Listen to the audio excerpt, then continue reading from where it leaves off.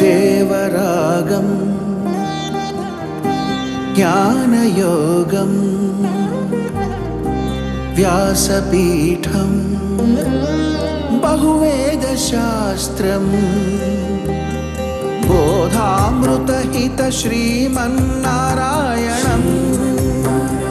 శివగౌరీ సంభాషిత సకల పురాణం అష్టాక్షరి పంచాక్షరి మంత్రావరణం అఖిల దేవతా సంస్తుతి పారాయణం జయమంగళకరమీ ప్రవచన శ్రవణం అనుదినము శుభము సుఖము జీవన గమనం దేవరాగం జ్ఞానయోగం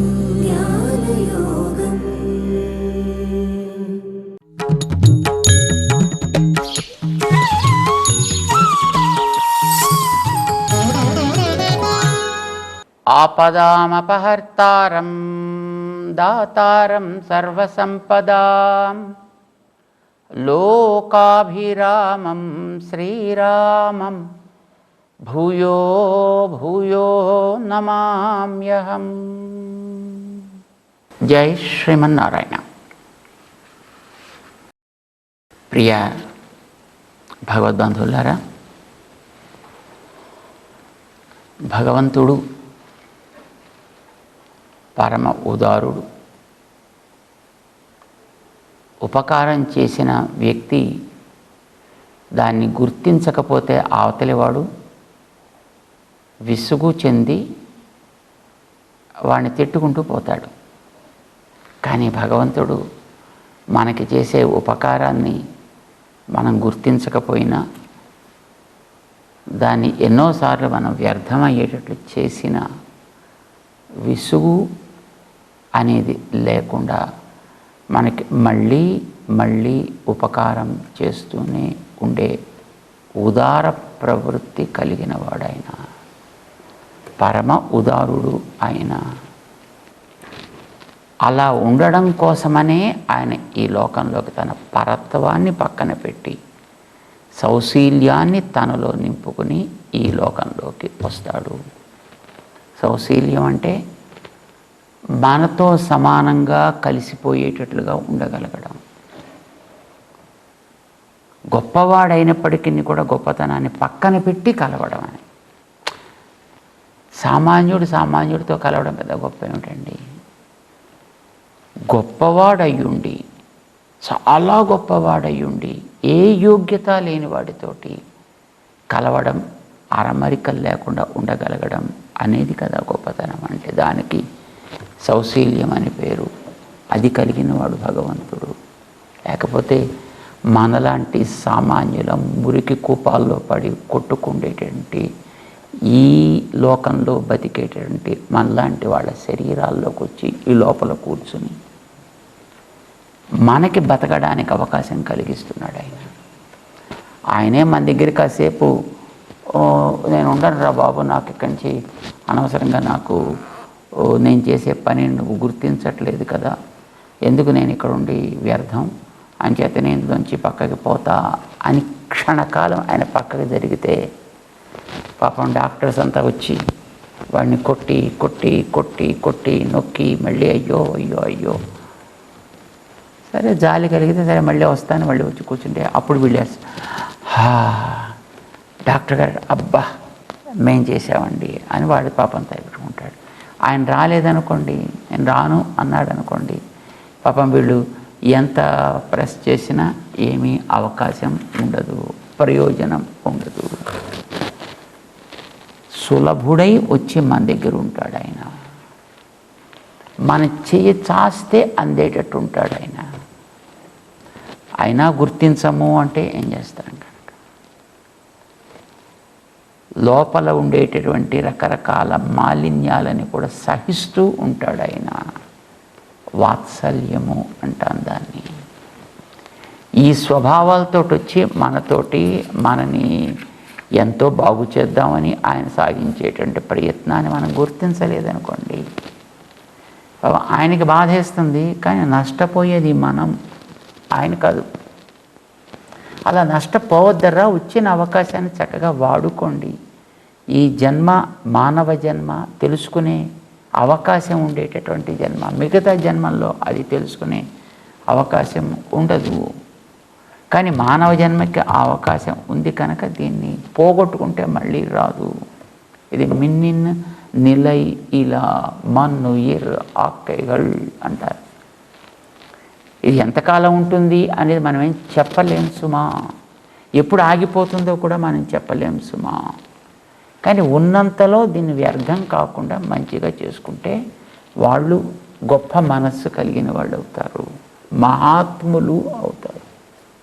అలా వాడుకోండి. ఆయన ఎక్కడ ఎవరికి ఏ రకమైనటువంటి రెస్ట్రిక్షన్స్ పెట్టలేదండి. ఆయన చక్కగా ఉపయోగించుకోమన్నాడు ఆయన. కానీ వాడుకోకపోతే బాధపడతాడు ఆయన. 9వ అధ్యాయంలో 13వ శ్లోకంలో ఆ మాట ఆయన చెప్పుకుంటున్నాడు. ఆయన ఎవడైతే అలాంటి మంచి మనస్సు కలిగిన వాడున్నాడో, ఆయన యొక్క మహోపకారాన్ని గుర్తించి కృతజ్ఞత కలిగి ఆయన్ని సేవించి ఆరాధించేటటువంటి వ్యక్తులకి మహనీయులు, మహాత్ములు అని పేరు పెడుతున్నాడండి ఆయన. లోకాల్ని పాడు చేసే వాళ్ళని మహాత్ములు అనకూడదు, భగవంతుణ్ణి గుర్తించిన వాళ్ళని మహాత్ములు అని అనాలి చెప్తున్నాడు ఆయన. 13వ శ్లోకం చూద్దాం. మహాత్మానస్తు మాం పార్థ దైవీం ప్రకృతిమాశ్రితాః భజంతి అనన్యమనసః జ్ఞాత్వా భూతాదిం అవ్యయం. మాం భూతాదిం అవ్యయం జ్ఞాత్వా. నేను చేసేటటువంటి ఉపకారం ఏమిటి అనేది గుర్తించే వాళ్ళు కొందరు ఉంటారు.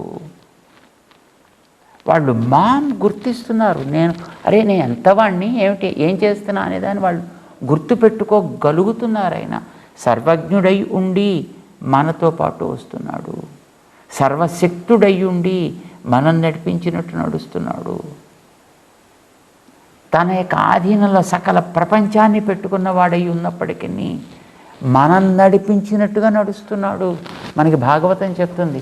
పాపం ఆటలాడుకునేప్పుడు కొంతమంది పిల్లలు మమ్మల్ని నువ్వు మొయ్యాలి, ఓ మోస్తాను, పరుగులు పెట్టి దాంట్లో ఎవడు వెనక్కి పడితే వాడు మిగతా వాళ్ళని మొయ్యాలి అని. ఓ సరే, పాపం ఈయన వెనక్కి పడ్డాడు ఒకసారి, మొయ్యాలి మమ్మల్ని, నేను మోస్తా అన్నాడు. పాపం తన భుజం మీద ఎక్కించుకున్నాడు. పాపం మోస్తూ తిరగడం ప్రారంభం. ఆయన మీద ఇక్కడ కూర్చోవడం ఏమిటండి, ఆయన మొయ్యడం ఏమిటి, మోస్తున్నాడు. ఇప్పుడు మన అందరి లోపలుండి మోస్తున్నాడండి ఆయన. ఆయన ఉన్నాడు కనుక మనం ఇక్కడ ఈ శరీరాన్ని నడిపించుకుంటూ తిరగగలుగుతున్నాం తప్ప, నేను ఈ లోపల ఉండను అని కనుక ఆయన పైకి వస్తే ఈ శరీరం మన మాట వినదు, పడిపోతుంది అంతేగా. లేవే బాబు అంటే కూడా మళ్ళీ పడిపోతుంది. ఎంత లేపినా మళ్ళీ పడిపోతూనే ఉంటుంది అంతే. ఇప్పుడు లేచి కూర్చుంటోంది అని అంటే లోపల తానుండి లేపుతున్నాడు కనుక ఎంత ఉపకారం చేస్తున్నాడు. ఇది గుర్తించిన వాళ్ళు ఉంటారే, ఏమని, మాం భూతాదిం, ఈ సకల భూతములకి ఆదిని నేను, నా నుంచి వీటన్నిటిని బయటికి తెస్తున్నా, నాలోనే వీటన్నిటిని చేర్చుకుంటున్నా. వీటన్నిటిని నాలోంచి బయటికి తీసుకొచ్చిన తర్వాత మళ్ళీ నేను చిక్కిపోవడం అనేది ఉండదు. వీటన్నిటిని మళ్ళీ నాలో పెట్టుకున్న తర్వాత నేను ఒకసారి ఉబ్బిపోవడం అనేటటువంటిది కూడా ఉండదు. చిన్న సాలెపురుగుని మనం చూస్తున్నాం చూడండి, తనలోంచి ఒక పెద్ద ఇంత గూడిని రచన చేస్తుంది అది, కానీ తానులాగానే ఉంటుంది. అంత గూడిని మళ్ళీ తనలోకి మింగి దాచేసుకుంటుంది. తానులాగానే ఉంటుంది. మార్పు అయితే ఏం చెంది, అవ్యయము. నేనట్లా అవ్యయ తత్వాన్ని అని నన్ను గుర్తిస్తారయ్యా. జ్ఞాత్వా భూతాదిం అవ్యయం. నేను ఈ సకల భూతములకి ఆదితత్వాన్ని, నేనే వీటన్నిటికి రూపకల్పన చేస్తున్నాను. కారణతత్వాన్ని నేను జగత్కారణం. అయినప్పటికీ ఏ మార్పుకి లోను కానివాడిని నేను. 7వ అధ్యాయంలో ఆర్తో జిజ్ఞాసు అర్థార్థి జ్ఞానీచ అని చెప్పాడండి అక్కడ. దాంట్లో ఆర్తులు, అర్థార్థులు పైసలు కోరేవాడు, జిజ్ఞాసు ఆత్మని కోరేవాడు. కానీ జ్ఞాని 4వవాడు భగవంతుడినే కోరుకునేవాడు. జ్ఞానీతు మే ఆత్మయవ అని చెప్పారు అక్కడ. అంటే వాడు నాకు నిజంగా ఆత్మ లాంటి వాడు సుమా. అంటే వాడికి ఏమీ కోరడు. వాడు నాకు ఆత్మ అవసరం లేదు, ఇక మరి మరొక లోకం నువ్వేదో ఇస్తామన్నా నాకు అవసరం లేదు, ఏది నాకు అవసరం లేదు. అంత గొప్పగా అది ఏది మనసులోకి చేరిన యాతు శతధ వినాశం తత్సత్యం అనే స్థితిలో ఉంటాడండి వాడు. ఏం కోరడు అనమాట. వాళ్ళను కూడా పక్కన పెడుతున్నాడు. ఆ వ్యక్తిని చెప్తున్నాడు జ్ఞాని అని. అక్కడ ఎవరినైతే చెప్పాడో జ్ఞాని తుమ్మే ఆత్మ అని ఎవరినైతే తాను కోరుకున్నాడో, తను చెప్పుకున్నాడో అలాంటి వాడు మహాత్ముడు. అక్కడ కూడా మనకి ఆ మాట చెప్పాడండి ఆయన. జ్ఞాని మిగతా వాళ్ళకంటే విలక్షణుడయ్యా ఆయన పక్కకి తీసుకొచ్చాడు ఆయన్ని. అతన్ని గురించి చెప్తున్నాడు. మహాత్మా నష్టు వాళ్ళకి మన ఆళ్వార్లు తమాషాగా చెప్తారండి. వాళ్ళు ఎలా ఉంటారంటే కంటితోటి చూస్తారు మామూలుగా, కానీ వాళ్ళు కంటితోటి త్రాగాలనుకుంటారు. చెవితోటి వింటారు, కానీ వాళ్ళు చెవితోటి చెయ్యాలనుకుంటారు. నోటితోటి అంటారు, కానీ వాళ్ళు నోటితోటి నడవాలని అనుకుంటారు. వాళ్ళకి వాళ్ళ ఇంద్రియాలు ఒక పనితోటి ఆగవటండి. అన్ని ఇంద్రియాల పనులు ఒక్కొక్క ఇంద్రియం తనే చేసేయాలనుకుంటుంటండి భగవంతుడి విషయాన్ని. అంటే కన్ను చూడడంతో పాటు ముక్కు చేసే పని చేయాలి, నాలుక చేసే పని చేయాలి, చెవి చేసే పని చేయాలి, చర్మం చేసే పని చేయాలి. ఇన్ని అనుకుంటుంది ఒక్కొక్కటి. అది కూడా మళ్ళీ ఇన్ని పనులు అనుకుంటుంది. ప్రతి ఇంద్రియం అన్ని ఇంద్రియాల పనులు చేయాలనుకుంటాయి. ఎప్పుడైనా మనకు కలుగుతుంది అలాంటి పని. కానీ ఆళ్వార్లకు కలిగింది. నమ్మాళ్వారు అంటారు మన ఆళ్వార్లలో ప్రధానమైనటువంటి ఆళ్వార్లు. కలియుగపు 41వ రోజున ఈ లోకంలోకి వచ్చినటువంటి మహనీయులు అని అంటారు. 32 ఏళ్ల కాలం ఉండి వాళ్ళు భగవంతుడిని అద్భుతంగా అనుభవించాడు అని అంటారనమాట. చాలా ఆశ్చర్యకరమైనటువంటి పాటలు పాడారు ఆయన భగవంతుడి గురించి. వాటిని ఇప్పుడు మన వాళ్ళు దివ్య ప్రబంధాలు అని అంటుంటారు. అలాంటి మహనీయులకి వాళ్ళు 3వ 10లోకి వచ్చేటప్పటికీ వారి ఇంద్రియాలన్నీ కూడా వీరి మాట ఉండే మానేసేయటండి. మానేసి ఇవన్నీ కూడా ఇంకా ఆ దేవుడి వెంట పరుగులు పెట్టడం ప్రారంభించాయి. ఒక్కొక్క ఇంద్రియం అన్ని ఇంద్రియాల పనులు నేనే చేసేయాలనుకుంటుంది. వైకుంఠంలో ఉండేటటువంటి నిత్యసూరులు అలా ఉంటారేమో మనకు తెలియదు. అక్కడ ఉండేటువంటి వాళ్ళకి సత్య సంకల్పత్వం వస్తుంది కనుక నేనే అనేక మగుదును కాక అనుకుంటారండి వాళ్ళు. అంటే వాళ్ళకి అప్పుడు 10 శరీరాలు వస్తాయి. ఒక శరీరంతో పాదాలు కడుగుతారు, ఒక శరీరంతో తల దువ్వుతారు, ఒక శరీరంతో ఆయనకి వస్త్రాలు కడతారు, ఒక శరీరంతో కళ్ళకి ఆయనకి చక్కటి అలంకరణ చేస్తారు, ఒక శరీరంతో బొట్టు పెడతారు, ఒక శరీరంతో చెవులకు అలంకరణ చేస్తారు, ఆభరణాలు పోనిస్తారు, ఒక శరీరంతో ప్రసాదం తయారు చేస్తారు, ఒక శరీరంతో దాన్ని పట్టుకొస్తారు, ఒక శరీరంతో కలిపానికి వాళ్ళే అనేక శరీరాలు ధరించి అన్ని సేవలు చేయాలి అనుకునే ఆశ వాళ్ళలో ఉంటుంది భగవంతుడి విషయంలో. లక్ష్మణుడిలాగా అంటారు. కానీ మన వాళ్ళు దాన్ని ఉదాహరణ ఇస్తుంటారు జనరల్గా అన్నమాట. అంటే లక్ష్మణుడికి ఎలా ఉండేదిట అంటే అహం సర్వం కరిష్యామి అంటాడు. రాముణ్ణి ప్రార్థన చేస్తూ నన్ను నీతో పాటు తీసుకెళ్ళవయా అంటే ఏం చేస్తావా? చేస్తానంటే మొత్తం అన్నీ చేస్తాను. అన్నీ అంటే అన్నీ జాగ్రత్త స్వపతశ్చ, ఏ స్థితిలో ఉన్నా ఏ సేవలు ఉన్నాయి అన్నీ నేనే చేస్తా. ఇది ఆయన కోరిక. దానికి మన పూర్వాచార్యులు ఒక ఉదాహరణ ఇస్తారండి. ఉడికిన అన్నం నేనే తినాలి, ఉడుకుతున్న అన్నం నేనే తినాలి, ఉడకబోయే అన్నం కూడా నేనే తినేయాలి అని అంత ఆశ ఆర్తి వారిలో ఉంటుంది. అడుగిర సోరం ఉన్న సోరం అన్నీ మొత్తం నాకే కావాలి అని అంటాను. అట్ట సోరం, అడిగిర సోరం, పాత్రలో ఉన్నది ఆకలి బాగా వేసేవాడికి అనిపిస్తుంది కదండి, తినలేడు వాడు కానీ అనిపిస్తుంది వాడికి వండింది దాంట్లో పెట్టేయాలి, ఇంకా దాంట్లో ఉడుకుతున్నది కూడా మొత్తం తనకే పెట్టేయాలి. ఇలా అనిపించినట్లుగా లక్ష్మణుడికి అన్ని సేవలు నేను ఒక్కడనే చేసేయాలి. ఈ మహాత్ములు అట్లాంటి వాళ్ళు అయి ఉంటారు. అంచేత వీళ్ళకి తెలుస్తుంది. ఎందుకని వీళ్ళల్లో ఉండే ప్రవృత్తి దైవీం ప్రకృతిం ఆశ్రిత. వీళ్ళకు ఉండే స్వభావం సహజమైనటువంటి సాత్వికమైనటువంటి స్వభావము, సుకుమారమైనటువంటి స్వభావము, సున్నితంగా ఉండే స్వభావము. కనుక వీళ్ళు ఏం చేస్తారు? దైవీం ప్రకృతిం ఆశ్రితా మాం భజంతి, నన్నే సేవిస్తూ ఉంటారు. ఎలా? అనన్య మనస, ఇంకా మనసు దగ్గరికి ఇతరమైనవి ఏవి రానివ్వరు, ఏ వచ్చినా మనసులోకి వెళ్ళనివ్వరు.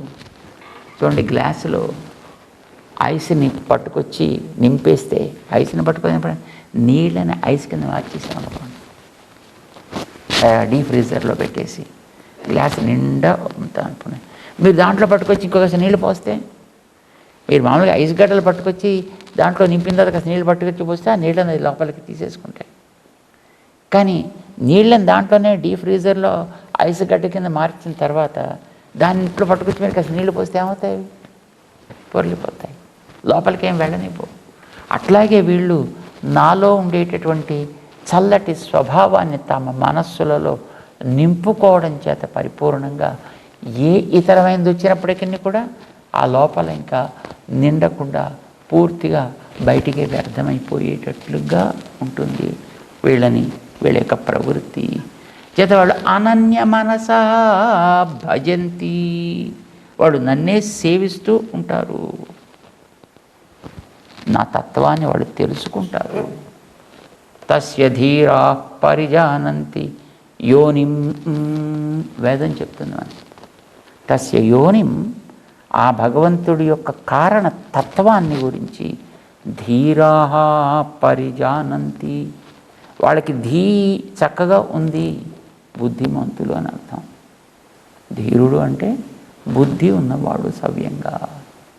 అచేత వాళ్ళు ధీరులు కనుక వాళ్ళు పరిజానంతి, జానంతి తెలుసుకుంటున్నారు, ఊరికే తెలుసుకోవడం కాదు, పరిజానంతి. ఆయన ఇంకా ఏ రకమైనటువంటి స్వరూప స్వభావాలతో ఉంటాడో కూడా మొత్తం వాళ్ళు భావిస్తారు. అందుకోసం వాళ్ళు సుకృతులు అయ్యారు, అందుకోసం వాళ్ళు మహాత్మానః అయ్యారు. వాళ్ళు దైవీం ప్రకృతిం ఆశ్రితాః, వాళ్ళకు ఉండేటువంటి ప్రవృత్తి సాత్వికమైనటువంటి ప్రవృత్తి ఏర్పడుతుంది వారిలోనూ. అయ్యి మాం భజంతి, నన్నే సేవిస్తూ ఉంటారు అని వాళ్ళ యొక్క ప్రవృత్తిని గురించి భగవంతుడు చెప్పాడు. ఎలా భజిస్తారు ఆయన? వాళ్ళు ఎప్పుడు భజిస్తారంట. వాళ్ళు భజించడం అంటే ఏం చేస్తారు? వాళ్ళు కూర్చొని అలా భజన చేస్తూ ఉంటారు. వాళ్ళు అంటే ఒకటి కాదయ్యా బాబు, ఎన్నెన్నో చేస్తారు వాళ్ళు, ఎన్నెన్నో చేస్తారు అంటాడు 14వ శ్లోకంలో. భజన భక్తి తత్వాన్ని తెలియచెప్పే అధ్యాయం మనకి భగవద్గీతలో 9వ అధ్యాయం కదా. అది ఎలా చేస్తారో చెప్తుంటాడనమాట మనకి. ఇక్కడి నుంచి ప్రారంభం చేస్తాడు.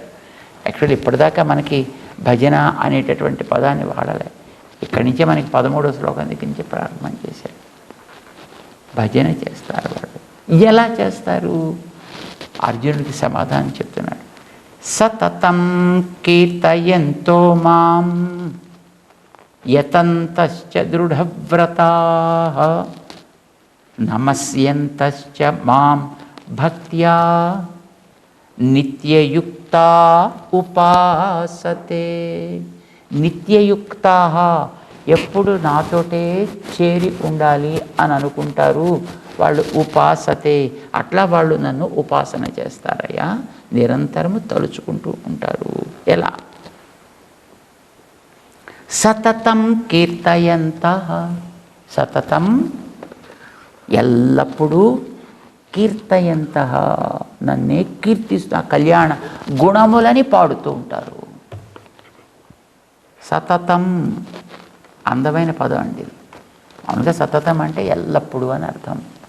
కానీ రహస్యం తెలిసినటువంటి మన పెద్దవాళ్ళు చెప్పారండి, ఎల్లప్పుడూ అది ఎప్పుడు చేసే పనేనయ్యా, దాన్ని చెప్పడం ఎందుకు, దాన్ని చెప్పాడంటే అందులో ఏదో రహస్యం ఉంటుంది. సతతం అనంటే ఊరికే ఎల్లప్పుడూ ఇలా కూర్చుని అలా నిద్రపోతూ హరే రామ రామ రామ రామ హరే కృష్ణ కృష్ణ అలా కాదు. సతతం, తతం అంటే వాయిద్య విశేషాలు అని అర్థం. తతం వీణాదికం వాద్యం అంటుంది మనకి కోశం. తతము అంటే కొన్ని వాయిద్య విశేషాలు, గంటలు, హార్మోనియం, తబలా, మృదంగం, ఫిడేల్, వీణ, హార్మోనియం, రకరకాలు ఇవన్నీ కూడా తతములు అని పేరండి మనకి. తతములతో పాటు కలిసి సతతం, అలాగ వాటితో కలిసి కీర్తయంతో మాం, వాళ్ళు నన్నే పాడుతూ ఉంటారు. రకరకాలుగా వాళ్ళు పాడుతూ ఉంటారు. కీర్తనీయ సదా హరి అని మనకి శాస్త్రం చెప్తోంది. అంచేత వాళ్ళు నిరంతరము పాడుతూ ఉంటారు. వాళ్ళు యతంతశ్చ దృఢవ్రతా, మంచి పట్టుదల కలిగి ఒక వ్రతం ఆచరించేవాడు అందులో ఎక్కడైనా ఎప్పుడైనా ఏ క్షణంలోనైనా వ్రత భంగం ఏర్పడుతుందేమో అని ఎంత జాగ్రత్తతోటి శ్రద్ధతోటి దాని మీద దృష్టి పెట్టి చేస్తూ ఉంటారో అలాగే వీళ్ళు కూడా దృఢమైనటువంటి సంకల్పంతో యతమానా, చక్కగా వీళ్ళు చేసేటటువంటి సాధనలని మన వాళ్ళు చెప్తుంటారు కదండి. సేవించేటప్పుడు ఎలా ఉండాలి అంటే, ప్రవహించేటటువంటి నూనె వెలిగే దీపానికి ఒక్క చుక్క మధ్యలో బ్రేక్ వచ్చినా ఆ దీపం కాస్త మళ్ళీ మనకి లేకుండా పోతుంది. అది ఎలా ప్రవహించాలంటే ఏకధారగా ప్రవహిస్తూ ఉంటేనే ఆ ముందరుండేటటువంటి చివరి దీపం వెలుగుతూ ఉంటుంది. అది ఎలాగ తైలధారావత్ అవిచ్ఛిన్న స్మృతి సంతాన రూప, అది కూడా ప్రేమ రూప అంటారు. భక్తి అంటే ఒక నిర్వచనం చెప్పారు. ప్రేమతో సాగేటటువంటి ఒక ఎడతెరిపి లేనిటువంటి ఒక ధార, జ్ఞాన ధార. ఇది మధ్యలో ఎక్కడ ఆగదండి. ఏ ఇతరమైనటువంటి పనుల్లో ఉన్నప్పటికీ ఈ లోపల సాగేటటువంటి ఈ జ్ఞానధార నిరంతరము సాగుతూనే ఉంటుంది వాళ్ళకి. అంతేకాదు నమస్యంతశ్చ మాం భక్త్యా, వాళ్ళు భగవంతుడికి ఎప్పుడు కూడా అలాగ వినయంతో విధేయతతోటే ఉంటారు. నమస్యంతశ్చ అలా ఉంటూ నిత్యయుక్త ఉపాసతే, ఎప్పుడు నన్నే చేరి ఉండాలి అని అనుకుంటూ వాళ్ళు ఉంటారయ్యా. వాళ్ళకి అసలు ఎప్పుడు క్షణకాలం కూడా వాళ్ళని వదిలి ఉండాలి అని అనుకోరు. అంటే జనంలో ఉన్నా ఏకాంతంలో ఉన్నా ఆయన ఎప్పుడు కూడా వదిలి ఉండరు వాళ్ళు. యుగాయుతం నిమేషేణ, గోపికల గురించి చెప్తారండి మనకి భాగవతం. యుగాయుతం నిమేషేణ, నిమేషం అంటే రెప్పపాటు కాలం. ఈ రెప్ప ఇలా పడి మళ్ళీ తీసుకోవడం ఎంతసేపు ఉంటుందండి అది. కానీ ఆ పడి ఆ మధ్యలో ఒక బ్రేక్ ఏర్పడింది కదా, ఆ బ్రేక్ వాళ్ళకి ఒక యుగం అయిపోయినట్టు అనిపిస్తుంది అండి. వాళ్ళు యుగాయితం నిమేషేణ చక్షుషా ప్రావృడాయితం, ఆయన కనుక ఎదుట కనిపించకపోతే కళ్ళల్లో ఎప్పుడు వానాకాలమే ఉంటుంది అని అంటారు. వానాకాలమే ఉంటుంది. ప్రావృడాయితం శూన్యాయితం జగత్ సర్వం, వాళ్ళకి ఇంకా అసలు ప్రపంచమే ఇంకా లేదు అన్నట్టు అనిపిస్తుందండి. ఆ క్షణకాలం ఎప్పుడు ఆయన యొక్క స్మరణ వాళ్ళకి దూరం అవుతుందో అని అంటారన్నమాట. కుంతీదేవి ఇలాంటి ప్రార్థన చేస్తుందండి. కృష్ణ, కష్టాల్లో నువ్వు దగ్గర ఉంటావు అని అనుకుంటే నువ్వు మాకు దగ్గర ఉండడం ఇంపార్టెంట్ అయ్యా. నువ్వు అది కష్టం ఇస్తావా, సుఖాన్ని ఇస్తావా, దుఃఖాన్ని ఇస్తావా, ఏమిస్తావు మాకు సంబంధమే లేదు. నువ్వు మా తోడుగా ఉండాలి అంతే మేము కోరుకునేటటువంటిది. అంటే దానికి కష్టాలే కారణం కనుక అయినట్టయితే పోనీ ఆ కష్టాలే మాకు ఉండేట్టుగా చేయి ఎప్పుడును. అది కష్టమా సుఖమా అనే ప్రశ్న కాదు. క్షణకాలం కూడా ఆయన యొక్క ఎడబాటు అనేది వాళ్ళకు ఉండదు. అంచేత సతతం కీర్తయంతో మాం యతంతశ్చ దృఢవ్రతాః నమస్యంతశ్చ మాం భక్త్యా నిత్యయుక్తా ఉపాసతే. అలా వాళ్ళు ఇప్పుడు కూడా భగవంతుడిని ఉపాసన చేస్తూ ఉంటారు. వాళ్ళు మహాత్ములంటే అలాంటి వాళ్ళ కోసం నేను వస్తా, అలాంటి వాళ్ళ కోసం నేను అవతరిస్తా, అలాంటి వాళ్ళ కోసం నేను ఏ రూపాన్నైనా ధరిస్తా, ఏ స్థితికైనా నేను పెడతా. జారడు, దిగుతాడు ఆయన.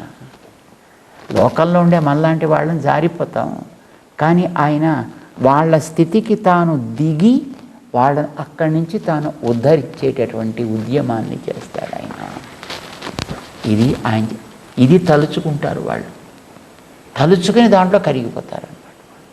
ఆ కరిగిపోయినప్పుడు మనస్సంతా ద్రవించిపోతుంది. ఆ ద్రవించిపోయింది అలా పైకి పొంగుతుంది. అది నోరార పాటలా వస్తుంది. అది ఇంకా ద్రవించిపోతుంది. కళ్ళల్లోంచి అలాగ ఆనంద బాష్పాలుగా వస్తాయి వాళ్ళకి. ద్రష్టవ్య సర్వదేహిభి అంటారు. అలాంటి మహాత్మాలను చూడడం అంటే భగవంతుడికి ఇష్టంటండి. మనం కూడా అట్లాంటి మహనీయులనే చూడవలే, మన జన్మ సార్థకం కావాలి అని అనుకుంటే అని చెప్తారు మన పెద్దలు. సో భగవంతుడు మహానుభావులైనటువంటి వ్యక్తులు ఎట్లా తనని ఆరాధన చేస్తారో చెబుతూ ముందుకు తీసుకువెడుతున్నాడు. మనం కూడా ఆయనతో పాటు సాగుతూ అలా ఉండగలగాలి అని ఆశిద్దాం. జై శ్రీమన్నారాయణ.